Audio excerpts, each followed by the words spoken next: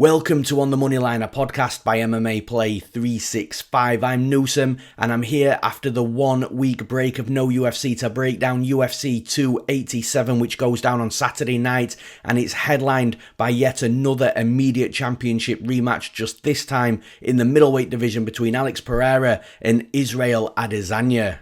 And we're not wasting any time, we're jumping straight into that title fight, that main event. It is a phenomenal rematch. I think it's one that was definitely coming and definitely expected as well. But we've got a lot to unpack with this fight. There's different variables from a stylistic perspective, but then outside of the stylistic perspective as well. So the first thing that I want to talk about is, I think it's the one thing a lot of people are talking about, is these elite and dominant champions that are eventually losing the belt, but then they have that initial immediate rematch and then they come back to fight for that, to get that belt back again straight away. And whether it's too soon or for whatever reason, it just doesn't play out more often than not like that, and they normally end up losing again straight away. And one real example of that was actually for the last pay-per-view. So I said, this is the second immediate title championship rematch that we've had in the last couple of pay-per-views, and Kamaru Usman and Leon Edwards is a perfect example. Usman was dominant. He was beating Leon Edwards comfortably in that first championship fight that they both had, and then he was caught with that head kick knockout that was heard all around the world, and Leon Edwards was the champion. But then coming into that second fight, that immediate championship rematch, Kamaru Usman, I picked Usman to win that rematch. I actually picked Leon Edwards to win the first fight. So I thought that Usman, with the way that he fought against Leon Edwards the first time around, I thought, okay, he's going to be able to fight like that again. But this time I just don't expect the knockout to come, was pretty much what I was saying. And the knockout didn't come, but Leon Edwards actually pieced him up for the majority of the fight and won the fight comfortably. And it was night and day, a different performance to what we saw in that first championship fight between Edwards and Usman. Now, with Pereira and Adesanya, it's a pretty similar thing. Adesanya was the champion. He was, beating Pereira. He was going into that fifth round. As long as he'd got through that fifth round, Adesanya had won the fight on the scorecards. It was 3-1 going into the fifth. And Adesanya got caught and knocked out. Very similar to the Usman and Leon Edwards' first championship fight. So then, now you're asking yourself the question, well, are we going to see a repeat of that type of fight that we just had with Edwards and Usman, where it's just a little bit too soon for that now challenger to come back to try and fight for the title immediately? And to be honest with you, from what I saw from what I remembered in that first fight before I went back and watched tape, and I'm talking about Pereira and Adesanya now, that first championship fight, I actually thought that Israel Adesanya was dominantly winning that fight. And although he was winning on the scorecards, and I wouldn't disagree any other, I do actually think the fight was a little bit closer and a little bit more competitive than at least what I originally thought. So it's a really interesting fight from that perspective. And if you actually go back and look at champions that have lost the belt and then won that immediate rematch, they're few and far between. Like, the only two off the top of my head that I can think of is when Deiveson Figueiredo got beaten by Brandon Moreno, the immediate title rematch, Deiveson Figueiredo won his belt back. And also Amanda Nunes and Juliana Pena. Pena beat Amanda Nunes, that shock of that year, and then in the immediate rematch, Amanda Nunes won her belt back. But outside of those two, I can't think of any more. The only one that I did think of was Stipe Miocic and Daniel Cormier, but Daniel Cormier actually defended his belt against Derek Lewis before having that rematch with Stipe Miocic, so technically that doesn't count.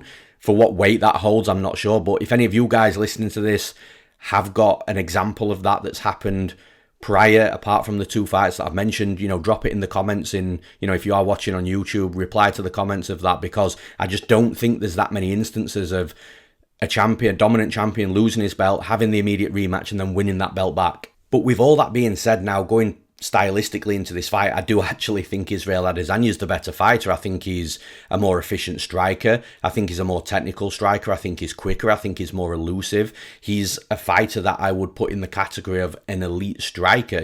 Uses his weapons from his kicks, a variety of different kicks as well, not just low kicks, but, you know, linear kicks like the oblique kicks to the knees. He'll fire kicks to the body, to the head. He'll switch stances effortlessly. He can fight just as well as an orthodox as he can in southpaw, so just as well in both stances. He's got sneaky deceptive power, even though he's not massive for the division either. And like I said, the speed, the movement, and the fight IQ, and being able to make reads on the fly, adjust, and just be creative, strike from angles. Like I said, elusivity, elite level striker. Israel Adesanya has got it all. Now with Alex Pereira, he's very different. He looks like a heavyweight that cuts down to middleweight. I've got no idea still how he makes that cut, but I do think if he beats Adesanya on Saturday night, I've got a funny feeling he might move up in weight. It's not going to be long before he has to do that, because it's not like he's a spring chicken and, you know, a young fighter himself. So, but Adesanya in regards to Pereira, in regards to Pereira's style, he's very big build. He's got that Muay Thai style where it's slow, it's plodding, it's reactive shots. He'll stalk his opponent, so you're not going to see any crazy movement from side to side, striking in at crazy angles. Again, Israel Adesanya and Pereira are both high-level strikers, but they're both very different strikers with the way they go about the business inside the cage.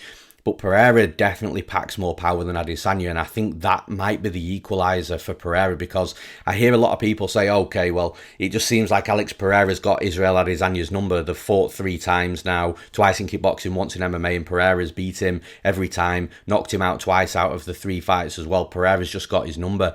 I'm not sure it's just as easy as saying he's just got his number. I just feel that the power that Pereira possesses is enough to sting Adesanya when he hits Adesanya, but also make Adesanya a little bit hesitant in regards to he's got to be really careful when he comes in to strike himself, because if he does get hit, Adesanya can do all this great work, but then one shot could just instantly lose him the round or the fight.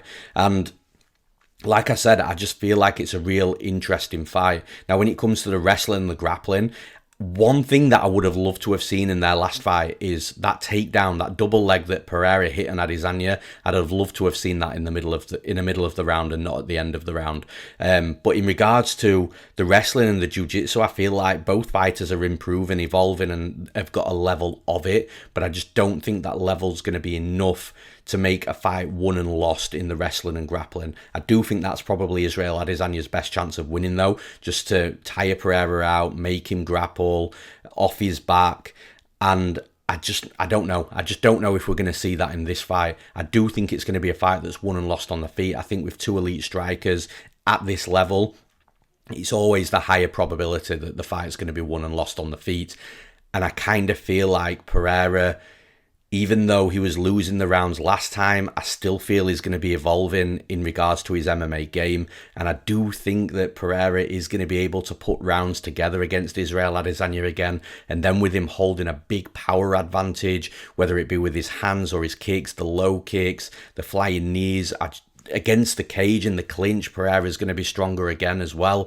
I am leaning Alex Pereira to win this fight. I still think Israel Adesanya is the better fighter, but I just feel stylistically Pereira holds attributes and traits and certain advantages in regards to the power and the strength and the accuracy of the shots that just makes him a little bit like Israel Adesanya's kryptonite. So for those reasons, I'm picking Alex Pereira and still the UFC middleweight champion.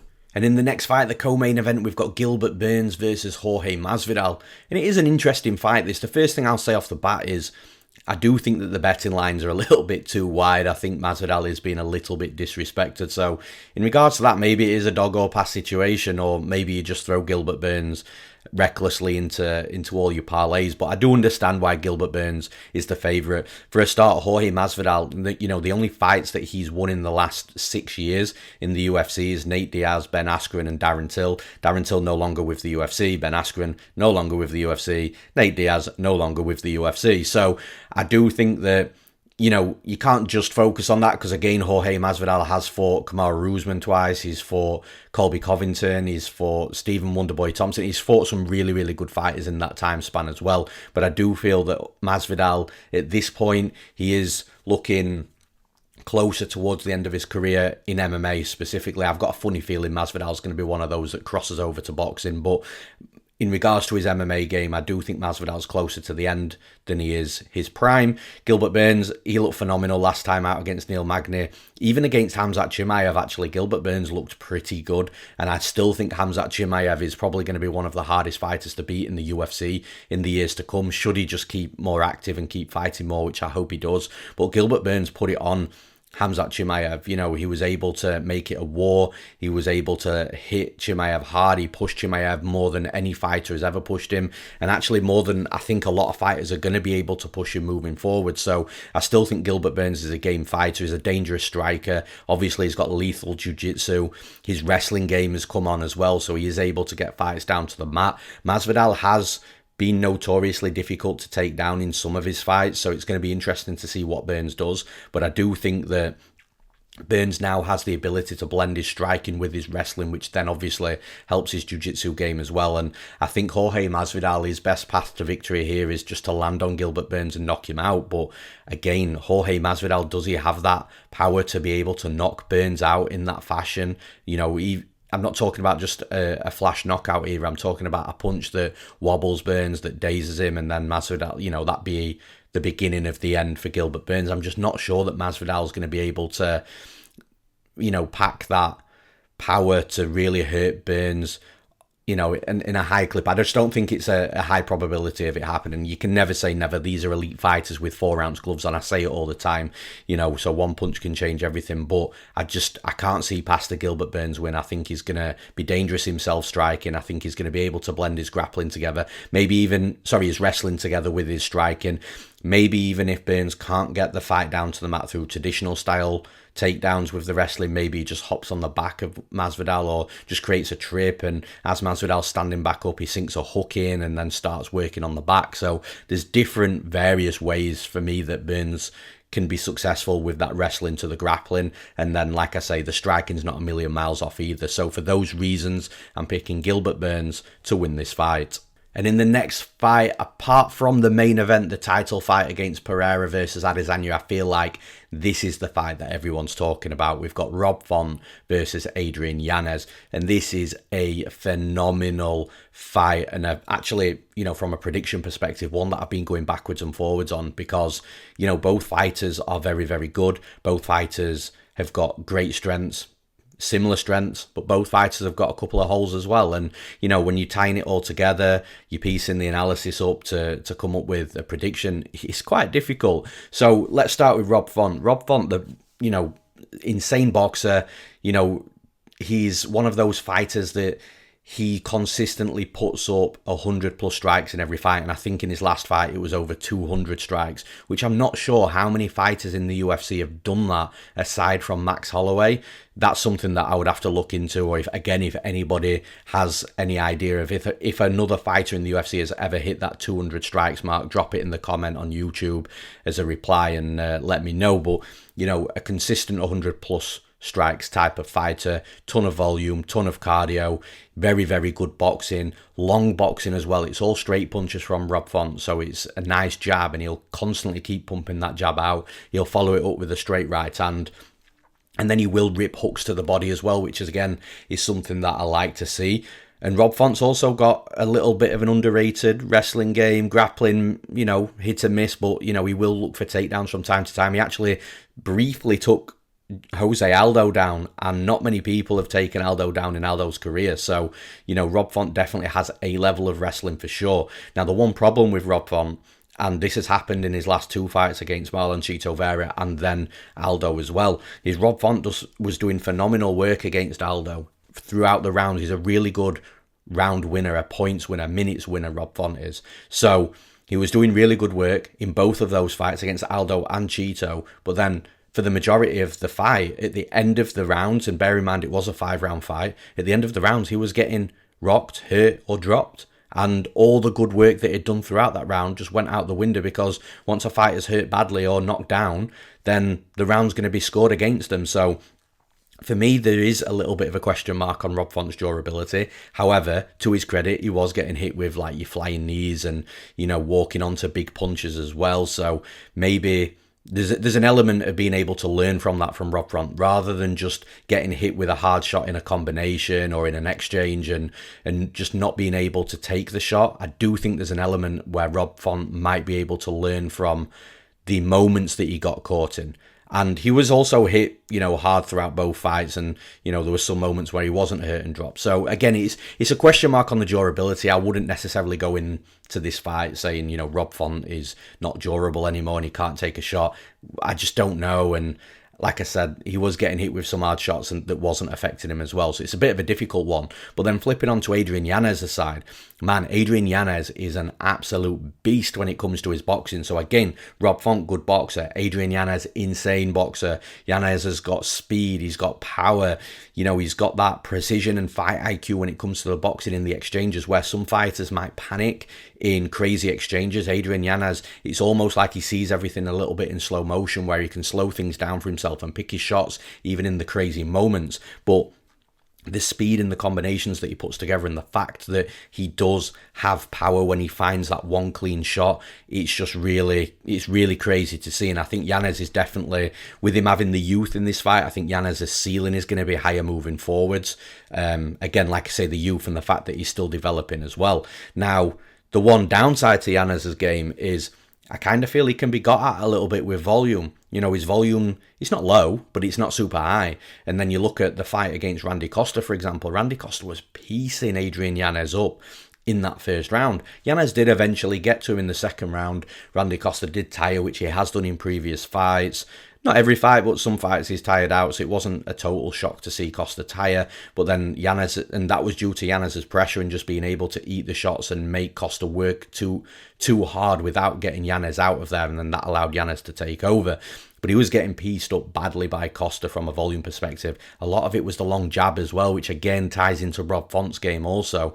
So this is what I mean. I've explained both sides now, where both fighters are great, which is similar, where both fighters have got a little bit of a deficiency. So Rob Font's deficiency is potentially the hard shots, which Adrian Yanez has got a hard shot. And Yanez's deficiency is the volume, which Rob Font's got crazy volume. So they match up really well. But ultimately, there's two things that I'm taking from this. The first thing I'm thinking is, look, if Yanez doesn't catch Rob Font, is he going to win the fight? And I just don't think he is. I think the volume of Font will just be too great. I think although Yanez is going to have a potential speed advantage, I think Rob Font's activity levels are going to be so high that it's going to outweigh the speed advantage. So if Yanez doesn't knock Font out, I do think Font's going to win. Font's also fought the way better level of competition, fought over 5 rounds as well against some of the best fighters that he could possibly fight against. Adrian Yanez, this is Yanez's biggest step up in competition. This is Yanez's first major big fight, where for Rob Font, this isn't his first major big fight, although it's a challenge nonetheless.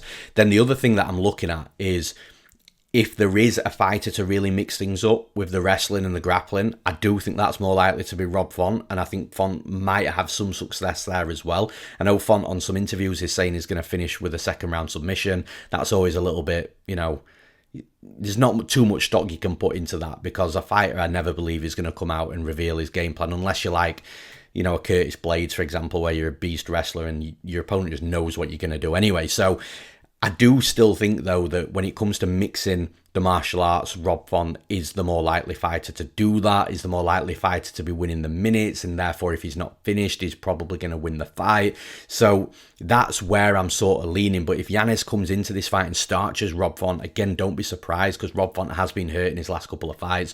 But from a prediction perspective, I think that Rob Font has got the slightly more paths to victory, and he's going to be the more likely fighter to be winning the minutes and the rounds as well. So for those reasons, as long as he avoids getting knocked out, I'm picking Rob Font to win this fight. And in the next fight, this is a fun one as well. We've got Kelvin Holland versus Santiago Ponzinibbio. Now again, just starting with the betting line, I think the betting line's wild here. I said it before tape, I'm saying it after tape. I just don't think Santiago Ponzinibbio should be around plus 225. I just don't think Kelvin Holland should be around a minus 300 favourite. Now, that's not to say that Kelvin Holland, shouldn't be favoured. That's a different conversation. I'm just talking about how wide the line is. But Kelvin Holland is a minus 300 favourite as well. I don't think, off the top of my head, he's got that much of a great record when he's that big of a favourite. And it's always one of those heavy favourites that people should be concerned about if you're laying that type of money on a Kevin Holland at a minus 300 betting line, because, he's a fighter that has choked in the past, and, well, not literally, or kind of literally in some fights, but, has fallen short, shall we say.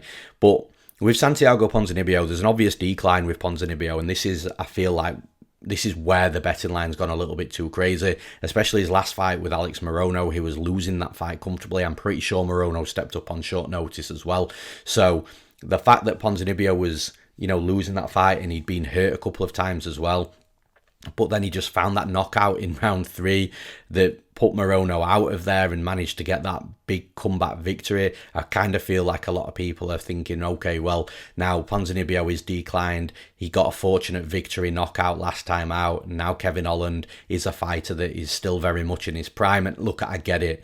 I just still think, though, that although Holland's going to have a speed advantage in this fight, he's going to have a movement advantage and a potential volume advantage as well. But the thing is, he's got to get into range to hit Ponzinibbio. And I still think Ponzinibbio is going to have a big power advantage and an accuracy advantage with the shots as well. Everything Ponzinibbio is going to land on Kevin Holland is going to be hard, whether that be hard low kicks, whether just that be a stinging jab or a big overhand right or a straight right hand, the fundamentals, or if they get into exchanges inside boxing range, I think Ponzinibbio is going to be landing the harder shots. I just think that here you've got power and a solid brick wall fighter like Ponzinibbio versus a good mover, a little bit of an unorthodox volume type of fighter like Kevin Holland. Now, if there's anybody that mixes in a takedown in this fight, again, potentially going to be Ponzinibbio. I wouldn't be shocked to see Holland mix in a takedown, but, he loves to give the fans what they want, and, the fans want Holland to stand and strike and talk shit and all that good stuff.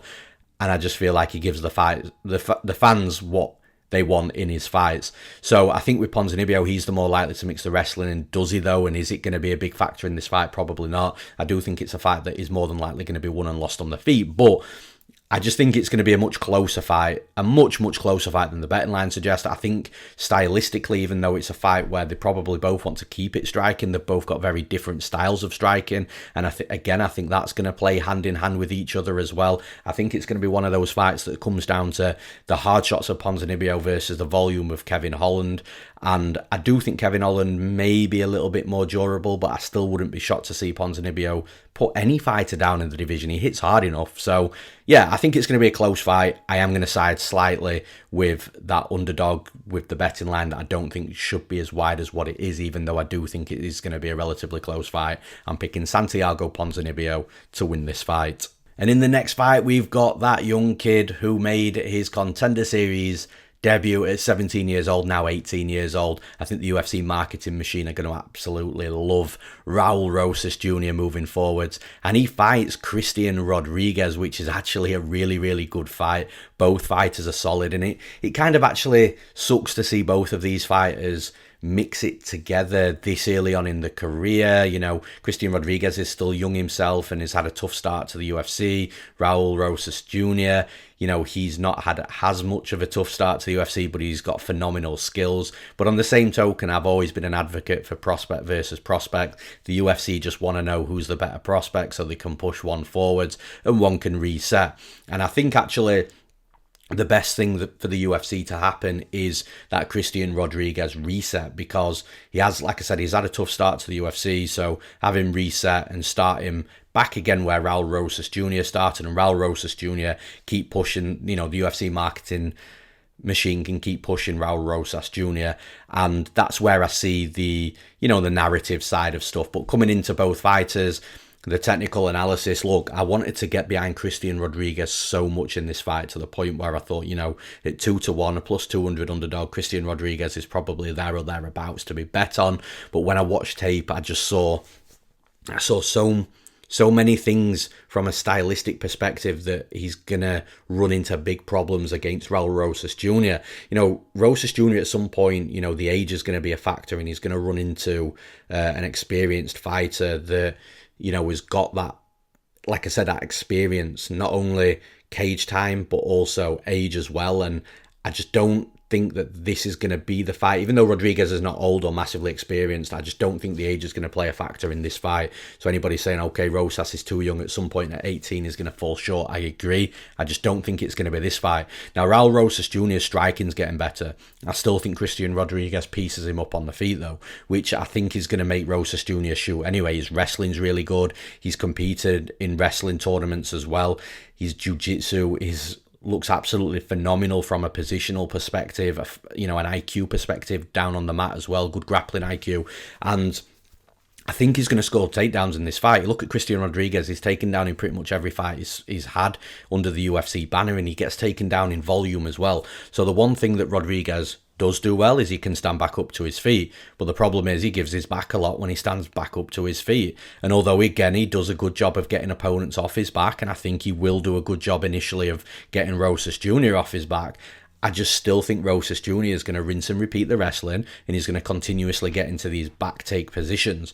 And once he locks a body triangle up on Christian Rodriguez, at that point, I don't think Rodriguez will be able to shake him off. So I think Rodriguez is going to do a good job defensively initially, from both a wrestling and grappling perspective, but I just think that it's going to just keep coming from Rosas Jr. all fight. I just don't think it'll stop, and eventually it's just going to get to Rodriguez, to the point where Rodriguez now is struggling to defend, he is getting dominated, he is in some terrible positions, and he's going to give Rosas Jr. opportunities not only to win minutes of rounds, but to also finish him as well, and that's where the big problem lies. So for me, in this fight, I'm picking Raul Rosas Jr. to win this fight. And in the next fight, this is an interesting fight. We've got Kelvin Gastelum versus Chris Curtis. Now, for me with Gastelum, this is your classic step down in competition, Chris Curtis step up in competition, and let's see where both fighters are at. Kelvin Gastelum's only won one fight in his last 6. That only one fight that he won was against Ian Heinisch, which was a dominant performance. I actually bet Kelvin Gastelum in that fight, but that was a step down in competition for Kelvin Gastelum at a time where he wasn't winning many fights. And again, it's kind of a replica here with Chris Curtis. It's a step down in competition for Gastelum at a moment where he's not winning many fights. Now, in all fairness to Gastelum, the fighters that he is losing against are, your top fighters, your Israel Adesanyas of the world, Jared Cannonier, Robert Whittaker. So, those fighters that he's losing against, again, it just shows that Gastelum isn't going to be mixing it with the top of the division anymore. But it still doesn't mean that he's not a good fighter. Now, Chris Curtis is going to make this a good fight, because Curtis is a good boxer. He can switch stances. He does have decent defensive wrestling. So should Gastelum look to try and take Curtis down, I think Chris Curtis has got a decent all-round game.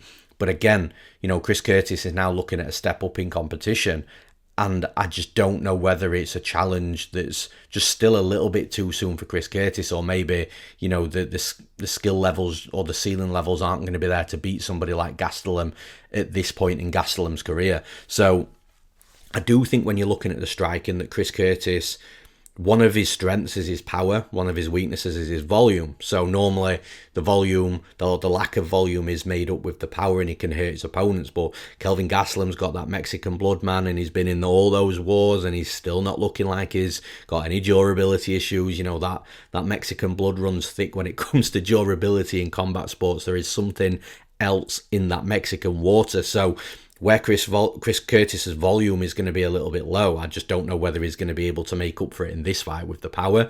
And whereas Kelvin Gastelum's got decent volume and decent power, and he's the more likely fighter to mix things up as well in regards to the mixing of the martial arts, the wrestling, and maybe the top side control, I think that's on the side of Gastelum as well. So for those reasons, I'm picking Kelvin Gastelum to win this fight. Now, talking of a step up and down in competition, we go again. We've got Waterson-Gomez versus Luana Pinheiro. Now, again, exactly like I've just said with Kelvin Gastelum and Chris Curtis, I think Waterson-Gomez has got a step down in competition here. I think Pinheiro's got a step up in competition. And let's see, the UFC are just wanting to see where both fighters are at. Interestingly, though, Waterson-Gomez just got a brand new 8-fight contract with the UFC, so it's quite clear what the UFC think of her. But listen, Pinheiro's an exciting fighter, and I think that she does a really good job in making fans love her. She is aggressive. She'll come forward. She'll try and overwhelm her opponents, be in the face of her opponents. She'll wing big hooks at opponents, look to try and knock them out. She's got a couple of knockouts as well on her record, but she's also got this really good judo game as well, this judo background where she'll hip toss or judo throw her opponents over onto the mat, and she can hit these really fast reactive hip toss types of takedowns, and that's due to the footwork of entering into the hip toss as well, because that's really important. But the thing is with Pinheiro, and the one problem that I've got with her, is everything is just a big action with her, whether that be the big hooks, whether that be the judo throws. Everything is just energy expenditure, big action moments, big action maneuvers, and I just don't think that she's got the cardio for it. She did tire, as she has tired in her previous fights. Obviously, she did look to potentially start tiring a little bit against Randa Marcos before, I don't know whether she acted more hurt than what she was or whatever in that fight. I'm not even going to get into that, but there was, there's an argument from some people that maybe, landing 5 of those judo throws and throwing big hooks just had that much of an expenditure on the gas tank that maybe she felt the gas tank running out and, decided to get out there with a DQ. And I don't know. Listen, I'm not getting into that, and I wouldn't accuse a fighter of play acting inside the cage, but that's just one theory that I've heard from some people. Now, in a following fight against Sam Hughes, she did tire relatively early in that fight as well. Again, the big action moments, I feel, just played a part in the emptying of the gas tank, although she was never so tired there she couldn't perform. In fact, it was a little bit strange with the gas tank. It was completely up and down throughout the fight, but I kind of feel like she was having moments of time off in the fight as well. But against someone like Michelle Waterson-Gomez, who's been in there with the best of the best, she's only lost against the best fighters in the world. And again, it's that similar type of scenario with Kelvin Gastelum. I don't think she's going to be mixing it with the very top of the division, but definitely at this stage, or this position in the UFC, outside of that top sort of maybe 5 or 6 fighters, I think Waterson-Gomez is still absolutely one of the best, or going to be one of the hardest fighters for any fighter lower than her to come in and beat. And I feel the same with Luana Pinheiro. I think Pinheiro's going to have moments here. Do I think she's going to judo throw or hip toss Waterson-Gomez? Probably. Do I think she's going to be able to have any sort of top time? Probably not. I think that, you look at Randa Marcos and Sam Hughes, they were consistently getting back up to their feet once they were taken down. I think Waterson-Gomez is by far a better grappler and fighter than both of those ladies. So I feel that Waterson-Gomez, if she is taken down, she'll be able to get back up. I feel like she might be able to take Pinheiro down. It might have to be later in the fight when Pinheiro's cardio is running a little bit low. From a striking perspective, Pinheiro's going to want to come forwards and land on Waterson-Gomez. I think Waterson-Gomez has got a good counter-striking game. I think she can fight on the back foot just as well as the front foot. This could potentially frustrate Pinheiro in regards to the striking if Waterson-Gomez is just flying around the cage, picking her shots, landing the counter shots, making Pinheiro chase down. Then Pinheiro starts getting desperate with big action strikes, and the cardio falls a little bit short again. I just feel like it's going to be one of these veteran performances. We see it all the time. In fact, there was one a couple of weeks ago with Jennifer Maia and Casey O'Neill. These veteran jobs happen quite a lot, and they happen for a reason. And the thing is with Casey O'Neill, she'd beaten good fighters to get that shot with a fighter like Jennifer Maia, whereas I don't think Pinheiro really beating Randa Marcos by DQ and then beating Sam Hughes in a fight where Sam Hughes had a moments is enough to warrant a fight with Waterson-Gomez. So look, I think it's going to be a veteran job, so I'm picking Michelle Waterson-Gomez to win this fight. And in the next fight, look, I'm recording this podcast on a Sunday, and I actually didn't realise till I was putting the podcast bout list together that Karl Williams had stepped in to fight Chase Sherman. So obviously something's happened to Huggy Bear throughout my Saturday night, early Sunday morning. I'm not sure what that is at this point, but yeah, we've got Karl Williams versus Chase Sherman. Karl Williams making a very quick turnaround after his last fight in his UFC debut, which was about 3 weeks ago now. And look, I think Chase Sherman and Huggy Bear, Chris Barnett, I thought that was going to be quite a close fight, but I'm really interested to see what the betting line is going to be on this fight. I've got a funny feeling it's going to be unplayable. But for Karl Williams, I think that he's a fighter that's still relatively green, but he's exciting whilst being green. He's got big power, he's got crazy takedowns, suplexes, And I actually think that he's got a relatively high ceiling. I just don't know when we're going to see that high ceiling. But I do genuinely think that Karl Williams is going to have a bright future in the UFC once he starts fine-tuning everything. Now for Chase Sherman's been one of these fighters that I think this is like his third stint in the UFC. He's been cut like 2 or 3 times before. And he's a fun fighter to watch, but he's a fighter that I feel is very beatable. And although the Chris Barnett was the perfect fight for Chase Sherman to maybe not be as beatable and to look to put, combinations together and strikes together, I just think he's now entered into an absolute nightmare of a matchup for him, because Karl Williams is going to come forwards. He is going to land hard shots. He's going to walk through, I think, what Chase Sherman's got to offer from a striking perspective. Then when we start getting to the wrestling, I think Williams is going to throw Chase Sherman about. I think Chase Sherman is going to, you can say, look, Karl Williams has got big action moments for a heavyweight and he does tire out, but listen, Chase Sherman tires out as well when he's the one that's going airborne and being on the opposite end of big takedowns and suplexes and trying to get back up to his feet, and either him not being able to get back up to his feet or partially getting back up and then just getting dumped again. I think that's going to wear more on a gas tank than what Karl Williams is going to be doing from an offensive perspective in a fight that he should be winning in those moments. So I think Chase Sherman's in a much, much tougher matchup here. I kind of feel a little bit for him, because I think he had a good fight to get into the win column against Chris Huggy Bear Barnett, who, by the way, is no easy feat, by the way. It was just going to be a close fight. I think it was easily a fight where Chase Sherman was more likely to win than he is right here. I think Karl Williams is going to have another exciting fight. It's important for Karl Williams as well to be on this pay-per-view, so more eyes are going to be on him. He's obviously not in the pay-per-view portion, but he's on the pay-per-view card, or a card that's going to be featured on pay-per-view. You know what I mean? So I feel like more eyes are going to be on Karl Williams here, and I think when people see how fun he is with the big takedowns, the big throws, and the big power all over the cage, I think a lot of people are going to be remembering his name. So yeah, look, I'm picking Karl Williams to win this fight. And in the next fight, we've got Gerald Meerschaert versus Joe Pyfer. And this could potentially be another one of those fights where there's a veteran performance. I've spoken about it already with Kelvin Gastelum, Michelle Waterson-Gomez, and Gerald Meerschaert might be another one of those fighters that can pull off the veteran performance here. But I just think it's going to be difficult against Joe Pyfer, because Joe Pyfer does have legitimate skills. He's got legit power as well.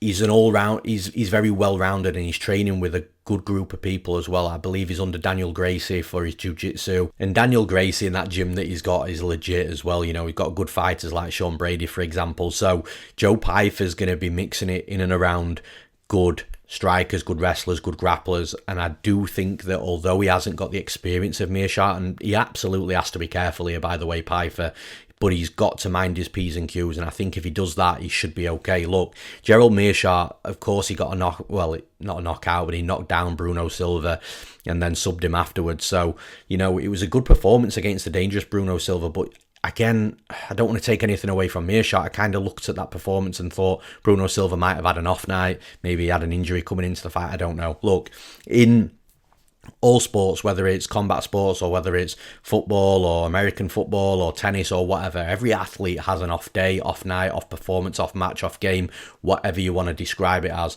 And maybe Bruno Silva just had an off night that night, because Gerald Meerschaert, although he looked okay, it was more not seeing the same Bruno Silva as opposed to seeing a really solid and sharp Meerschaert. And I don't mean that disrespectfully. I really, really don't. I'm just analysing what I'm seeing, and maybe I'm wrong. Who knows? But look, I think that Meerschaert's got something for Joe Pyfer here. I think if the fight hits the mat, Meerschaert's going to be levels above Joe Pyfer, with Joe Pyfer on bottom, Meerschaert on top. I think if it's Pyfer on top and Meerschaert on bottom, I think that's a different story. We've seen Meerschaert play guard a little bit too much and maybe stay on his back for a little bit longer in regards to seconds and minutes than what he should.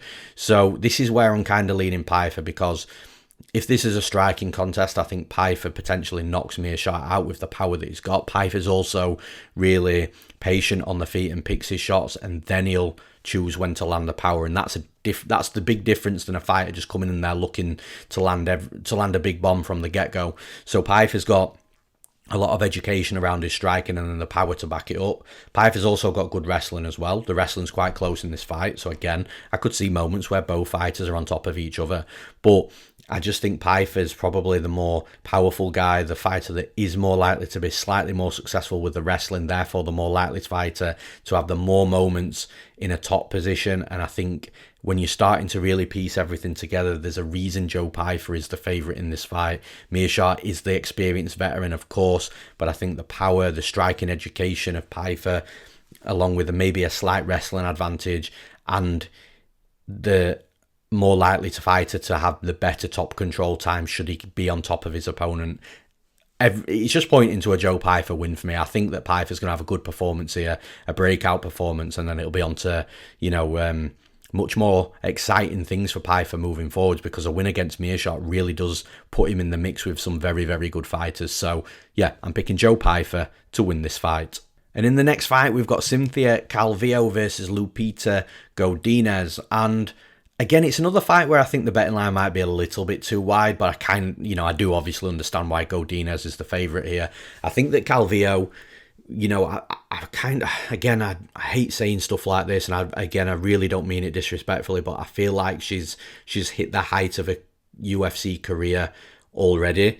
And that's not to say that, she couldn't go into another promotion and be a champion and, do great things. But I think from a UFC perspective, she's hit that ceiling already. And I'm not saying she's declining. I still think she's a very good fighter. She's going to be a very competitive fighter in and around the top 15 in the division. But I just don't think she's going to be a fighter that's really going to progress too much towards even a contender type of fight. Whereas Lupita Godinez, she's still very early in her UFC career. Again, I don't know where she's going to go. That ceiling is still remains to be seen. But in this particular fight, I think that from a striking perspective, Calvillo might actually have the advantage here. It's normally Calvillo that has the striking disadvantage, but the grappling advantage. I actually think that Calvillo might have a slight striking advantage here. The thing is with Lupita Godinez is she's shown in her previous fights, look, she's looking to take her opponent down. She comes from a wrestling heavy family. She's got wrestling heavy game plans, and you can tell that she's got a real good quality within her offensive wrestling. So I actually think that because she's going to be the more offensive wrestler, she's probably going to be the more active grappler as well. Now Calvillo, again, she can fall victim a little bit to spending a little bit too much time on her back, thinking that, she can potentially look for a submission and get her opponent out of there, wait for a mistake. But whilst all that's happening, the seconds and the minutes of the rounds are ticking down, and Godinez has got decent top control time. She's relatively heavy on top and does a good job of, maintaining a good top position. So I think the striking advantage, although it might be on Calvillo's side, and look, I'm not 100% sure about that.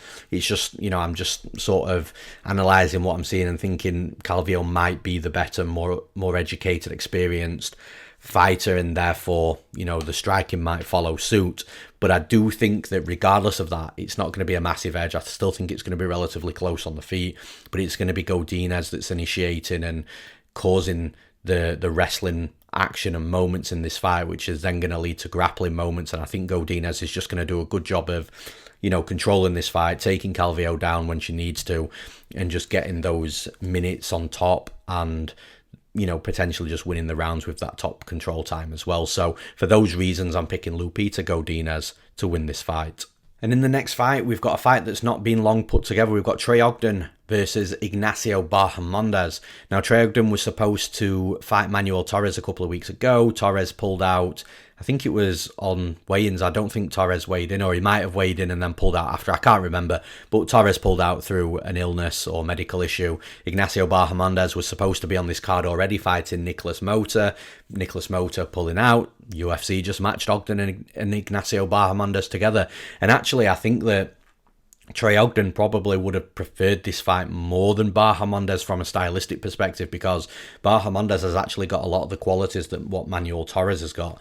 The only problem for Ogden is I think that Bahamondes is a better fighter than Manuel Torres. So I think Ogden's got the tougher fighter, but I definitely think that it's more favourable from a stylistic perspective. So what Ogden's been working on in his camp is going to be very similar to what he's now facing with his new opponent. But like I say, I think Bahamondes is a better version of Manuel Torres, and I think Bahamondes he's definitely got to mind his P's and Q's here, that he doesn't get taken down. I think that can get Bahamondes down to the mat. Obviously, that's definitely where his path to victory is, but I actually think he could be relatively successful as well. The thing is with Bahamondes, he's not easy to take down, but at the same time, he's not impossible to get down either. What I think is going to happen here with Bahamondes, I think that his striking, especially from a counter-reactive perspective, is going to help the potential offensive wrestling of Ogden be nullified a little bit, because I think when Ogden is trying to close the distance, getting close, try and shoot a takedown, if Bahamondes is just hitting him and cracking him with, front kicks or knees or elbows as he's coming into range, I think it's going to not only prevent some takedowns, but I think it's going to make Ogden a little bit hesitant of coming in and trying to take Bahamondes down frequently, which is going to help the game of Bahamondes, who is definitely just going to want to keep this fight striking and look to piece Trey Ogden up.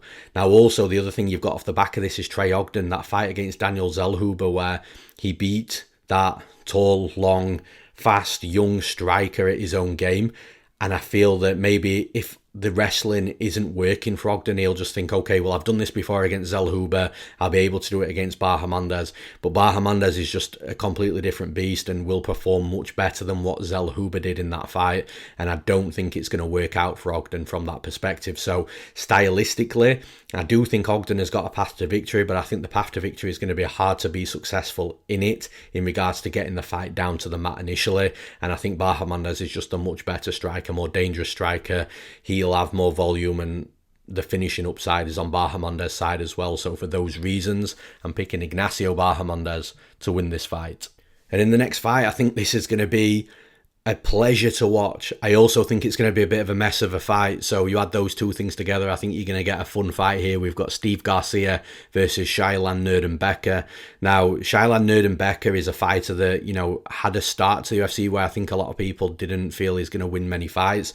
But then he's actually looked okay, after that. Although, albeit his last fight was the fight where, it all kicked off with, James Krause and the potential fixed fight with Derek Minner and people getting suspended and the FBI launching investigations and all that sort of stuff. So look, in regards to that, I've got no idea actually what went on. And, from Nerdenbecker's side, he just was dealt a fighter that appeared to be injured inside the cage and finished him very early.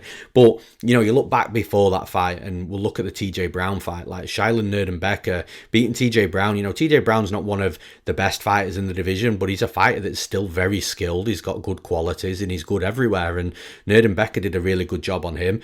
Now, Steve Garcia from the opposite side of things. He's a tough, gritty, durable, ugly, grinding type of fighter. He's one of those, dog type fighters where he'll be in those dog fights and that's how he loves to fight. But again, you look at his wins and losses in the UFC, lost to Meerschaert, which I don't think is a bad loss. I think Meerschaert is a decent fighter. He also lost to Luis Pena, which at the time I think was one of those short notice opportunities that he just stepped into and, lost.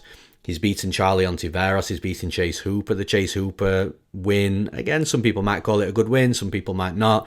But the reason why this fight's going to be fun and a bit of a mess is because both fighters can be dominant and look to be dominant and look to be doing really good work, and then suddenly, an unforced error or a slight mistake and suddenly their opponents is now on top of them, or their opponents is on top of the fight, and then pushing the pace. And especially from Nerdenbecker's perspective, we've seen it so many times where he's got a good top control position, for example, but then 2 minutes later, this good top control position's been reversed and now he's in a horrific position, but then he'll reverse that horrific position back into his good position, and it's just really back and forth like that. And Steve Garcia's got a decent, a grindy, tricky wrestling, grappling type of game where it can have shadows of being hit and miss, and I think that if this fight hits the mat, I just think it's going to be a ton of fun.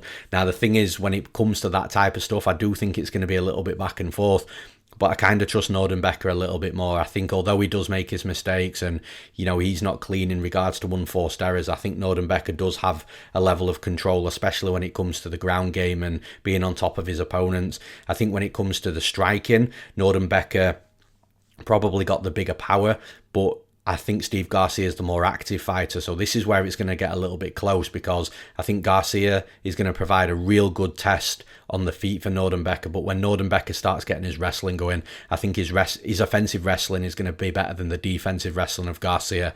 And although I can see a lot of sweeps and reversals in regards to the grappling, I think Nordenbecker eventually will just settle down a little bit more, a little bit quicker, and start to take over the fight a little bit more the longer the fight goes on. And also from an experience perspective as well, Shailen Nordenbecker, this is going to be his 50th professional MMA fight at 28 years old, which is crazy. So from a cage time perspective, Nordenbecker's the more experienced fighter as well. So for all those reasons, I think it's going to be a great fight, a fun fight. I think it's going to, not kick off the night, but I think it's going to set a good tone for the night. But I'm picking Shailen Nordenbecker to win this fight. And we get to the final fight of the breakdown. We've got Sam Hughes versus Jacqueline Amorim. Amorim making a UFC debut, a relatively sized favourite as well, -250, -275, -280 in some places. And I can see why some people might take an instant interest in Sam Hughes. Amorim making a UFC debut. Sam Hughes is that tough, gritty fighter that's got skills everywhere and might just make a UFC debut a nightmare for a certain type of fighter. So I get that type of viewing from Sam Hughes' perspective. But actually, if you watch Jacqueline Amorim,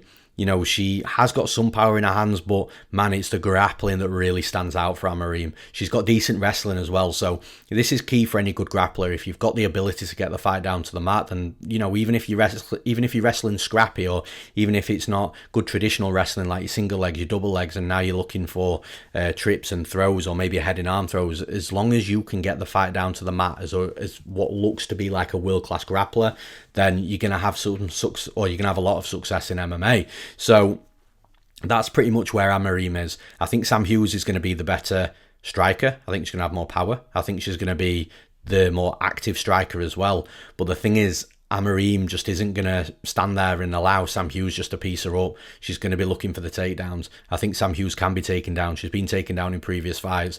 And I think when Amorim gets on top, I genuinely think she's a very, very good quality grappler, to the point where not just Sam Hughes, I think a lot of women are going to have a tough time against Amorim when Amorim's on top of them. I think Sam Hughes is just going to be the first of many fighters in Amorim's UFC career to, have to deal with these problems and maybe not have the ability to deal with the problems at the same time. I think Amorim's grappling is going to be the difference maker in this fight. I think it's going to be the area where Sam Hughes is probably going to panic once she realises that Amorim's on top of her and there's not a lot that she can do. Listen, maybe Sam Hughes does stand up once or twice, but again, the grappling quality that I've seen from Amorim should be more than enough to take her well into a UFC career, and it starts, unfortunately, for Sam Hughes with Sam Hughes. So for those reasons, I'm picking Jacqueline Amorim to win this fight. And that's all for this episode of the podcast. I'm putting it out a day early as well.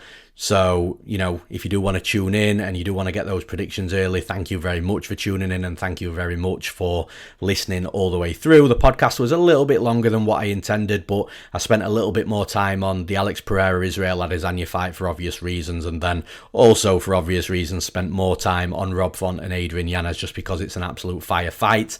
If you are listening to this podcast on YouTube, then if you want to drop your predictions, your bets, if you are betting, by the way, I hope you do cash, smash the bookies, but if you want to drop your opinions, thoughts, predictions, whatever in the comments on YouTube, it is me that will get back to you and reply to you. Obviously, if you're listening to this on one of our podcast platforms like Spotify, Amazon Music, Apple Music, if you do want to jump over to YouTube, drop us a subscription on there. It really helps with the channel. All in all, thank you for listening, thank you for tuning in. I appreciate your support as always. Enjoy the fights on Saturday night. I'm Newsome, and I'll see you again next week.